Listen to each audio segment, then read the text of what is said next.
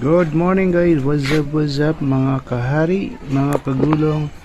Ito pala mags natin, ayusin natin, pipinturahan natin yan. Meron ako nabili sa Shopee,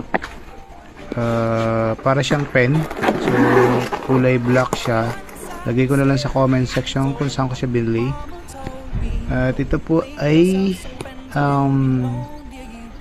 Chinese brand. So pipinturahan natin yan kasi nasira tong mags natin nung nagpapalit ako ng pinayos ko yung gulong kasi nabutas siya.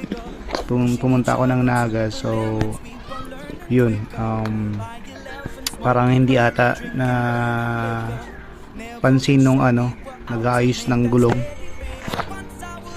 na nagasgasan yung mags. So ngayon ko lang napansin, nakaraan lang. So yun, ayusin natin yung mags, pipintura natin para pumogi ulit. So ito guys, na-testing ko na to dati, yung sa slider ko, pininturahan ko din siya. So para okay naman hanggang ngayon, ilang mag 1 year na, so hindi pa naman siya natatanggal. Okay naman yung pintura niya, yung brand niya, matibay naman, hindi natatanggal. So try natin dito sa mags natin, sa Z9. Ayan, patuloy natin.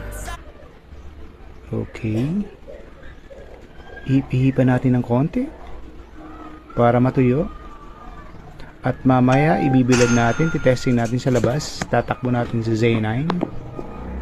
Alright, so yun, okay na, bye.